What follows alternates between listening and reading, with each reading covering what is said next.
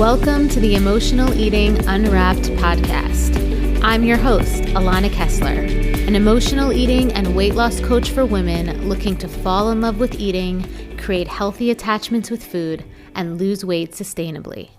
Hello, everyone, and welcome to this week's episode of Emotional Eating Unwrapped. I'm excited about today's topic. So we're going to talk about how your nervous system affects overeating, how it affects your relationship to food, just how it affects really everything in your life. And we will explore exactly how your body reacts to emotions and situations through your nervous system and how certain things, experiences, dynamics can dysregulate or unbalance your nervous system. And then we'll go even deeper into what it all means in the context of emotional overeating, and I'll try to keep it as simple as possible, but we're definitely going to go into some science-y terms here. So, just keep your ears peeled. This is going to definitely take a deep turn into some topics and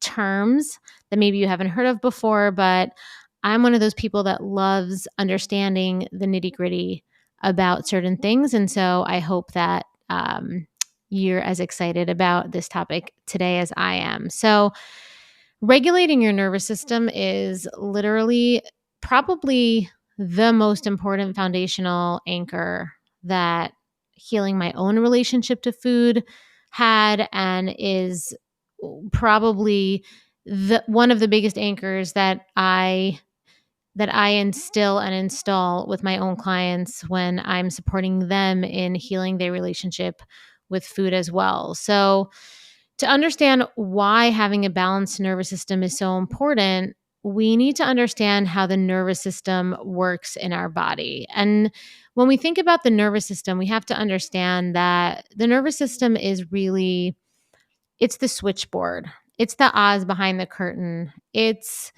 is essentially the power board for our hormone balance, our emotional balance, our digestive balance, our organ system balance. Everything is impacted by the ability of the nervous system to be regulated, right? So if we have a regulated nervous system, our mood will be better, our weight will be better, our hormone balance will be better, our digestion, our sleep, and even the way that we feel in the world. Our relationships will feel better. The way that we feel seen, the way we feel loved, the way we feel appreciated. All of these things will feel better when we have a harmonized nervous system. And let's go into the two main sections of the nervous system. So there's the sympathetic and the parasympathetic nervous system. The sympathetic nervous system is the feature of the nervous system that is activated when we're in survival mode. It's the fight or flight mechanism of our nervous system. When the sympathetic nervous system is activated, our body goes into fight mode, flight mode, and the hormones associated with that, like adrenaline, epinephrine, are all released. Okay, so this is like you're being chased by a wild animal and you need to survive. That is the sympathetic nervous system. That is the classic definition, and that is the classic function of the sympathetic nervous system. The parasympathetic nervous system is the parasympathetic nervous system is the rest and digest. So this is the part of our nervous system that connects to our higher cognitive function. It allows our body to relax and respond appropriately, right? So our parasympathetic nervous system is directly related to our ability to exist as mature people. It's maturity. And it also gives us that feeling of safety. It gives us that feeling of belonging. And it also creates the conditions for our body to be in homeostasis, for our body to be in harmony. And ideally, these two systems work together to keep our mind, our body, and our body chemistry and everything in balance. However, unfortunately, a lot of people in today's society are walking around with dysregulated nervous systems because of many reasons. Reason number one is our society's value system is very much anchored and led with a go, go, go mentality. The value system of today's society is, what can I do? How can I achieve? How can I be better? How could I be more involved? What can I consume? Right? So much external stimuli, so much chasing. It almost feels like we're constantly running forward. It's almost like we're creating something to chase us so that we could chase after something. And what that really is we're consistently turning the switch on of our sympathetic nervous system just by virtue of living in today's society. Because every time that we open up our social media, every time that we compare ourselves to someone else, every time that we feel like we have FOMO, every time that something arises in our life that, every time our brain overfunctions, that is activating our sympathetic nervous system. And it's not like it's not like any of these things are do or die. It's not like any of these things are about surviving, but our body and our nervous system actually processes it like it is. So the value system of our current society tricks our nervous system into thinking that we need to run and we need to chase. Another trigger of a dysregulated nervous system where we are in survival mode is something called complex trauma. So complex trauma is trauma that we have living in our body from when we were young. Okay, so this doesn't mean that you necessarily had something traumatic happen to you, but it's just a collection of unsafe emotional experiences that your body has processed over time and has not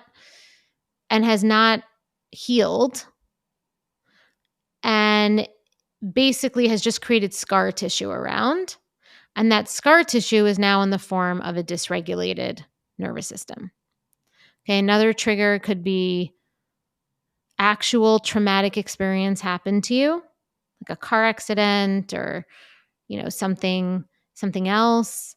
A dysregulated nervous system could just come from stress, a change in of a routine, lifestyle factors, illness, right? So a dysregulated nervous system happens when our bodies are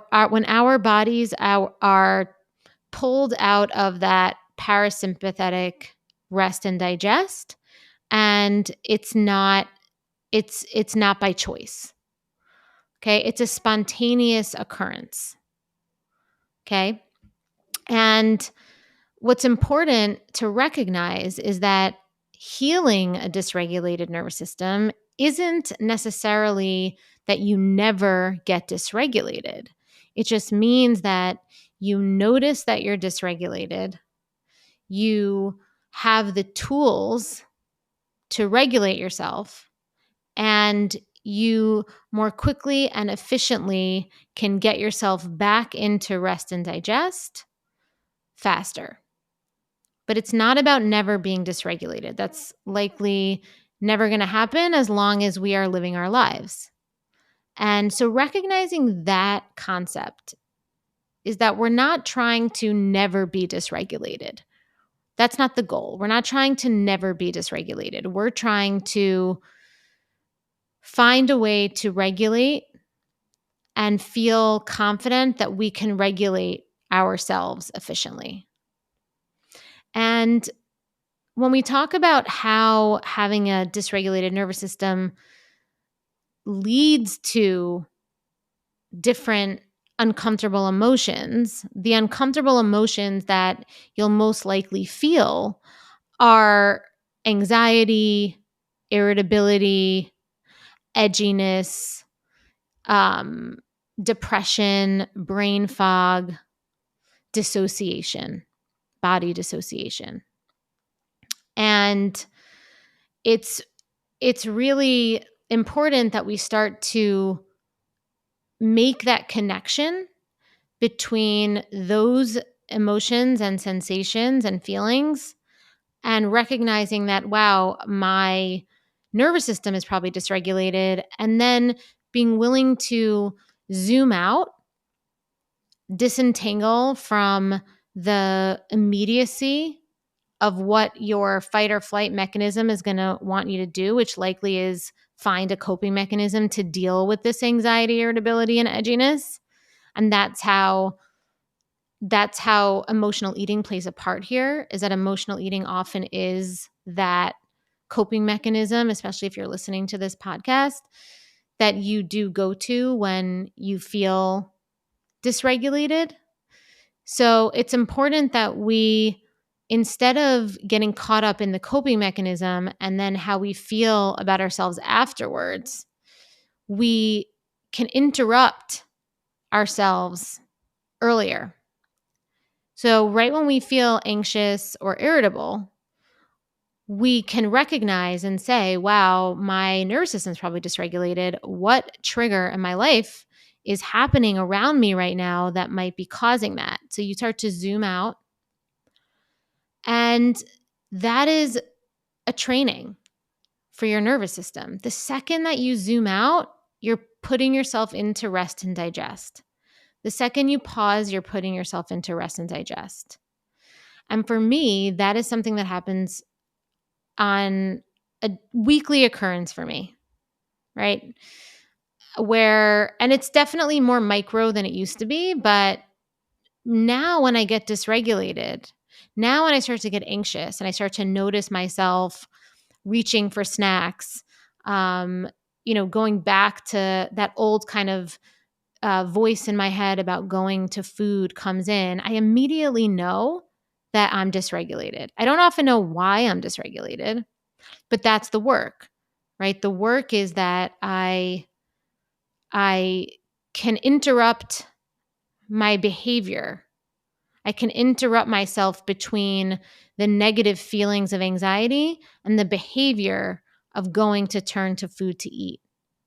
And that's a skill that I've developed. That's a skill that I teach my clients how to do. And that is the essential skill. And once I can interrupt the behavior, I could then turn towards the trigger, and I could start to focus and turn my attention and attunement to healing the trigger. And some of the ways that I like to do that is through getting in touch with my body, right? So making sure that I am in my body. And that, what I mean by in my body, is that I use my body and I feel like I'm connected to it. Because one of the big symptoms of emotional dysregulation is dissociation from the body. So one of the ways to regulate is to get into the body. And you could do that through yoga, usually slow movements. So yoga, tai chi, walking is great. That's really helpful. Another thing that I do when I am really, really dysregulated, and I know that I'm dysregulated in a very intense way when I feel totally disconnected and I get brain fog.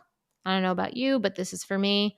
I get brain fog and I can't really connect and communicate with other people. I just shut down. Usually that means that something very, very deep inside my brain was triggered. This is normally like something that maybe I consciously can't really process. And for that, I've used brain spotting. And brain spotting is based on the belief that certain eye positions can evoke certain emotions, sensations, and memories because they access specific brain spots where traumatic memories are stored.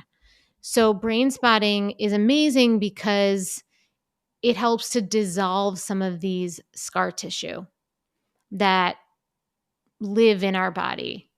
Some of these like complex traumatic emotional experiences. Other ways to regulate your nervous system are deep breathing exercises, grounding in nature, like earthing, right? Walking barefoot in the grass, walking barefoot on a hardwood floor, laying down in grass, laying down in a hardwood floor, getting a massage if you feel comfortable with that, right? So getting into our body can often happen through touch, like a massage, but for some people that might be triggering. So just make sure that you know yourself. That's why movement, slow movement is really, really good because it gets you connected to your body on your own terms. And it's so important to make sure that you do these things on a regular basis and you practice noticing that you're dysregulated, because that is essentially the first step to regulating your nervous system. And again, it's not something that you graduate from. We're not going to graduate from having a dysregulated nervous system, but it's just about recognizing and knowing yourself better so that when you're dysregulated, you could support yourself in regulating your nervous system so that we don't turn to maladaptive coping mechanisms like emotional eating anymore. Okay, so it's so key because doing that will help with all of the goals that you have related to food. It'll help you in loving food, it'll help you in creating healthy attachments to food, and it will help you with your unwanted weight loss if that's one of your goals. So these are some of the reasons why regulating your nervous system is so key. And so that's all for today with nervous system regulation and how it impacts our relationship to eating. And I'm so glad you joined me today for the episode because it's so important to understand how you can create a balanced nervous system and how when you create a balanced nervous system, you get more emotional security and you just have a greater capacity to handle stress and create a life that you love. So don't forget to join me again next week with another new episode about emotional eating. And if you found this episode helpful, please subscribe, leave a review, and share it with those who may benefit from this empowering message and knowledge. I have free resources on my site to help you on your journey to loving food and losing weight. Just go to www.bewellbyak.com. And until next time, I'm Alana, and thank you for listening to Emotional Eating Unwrapped.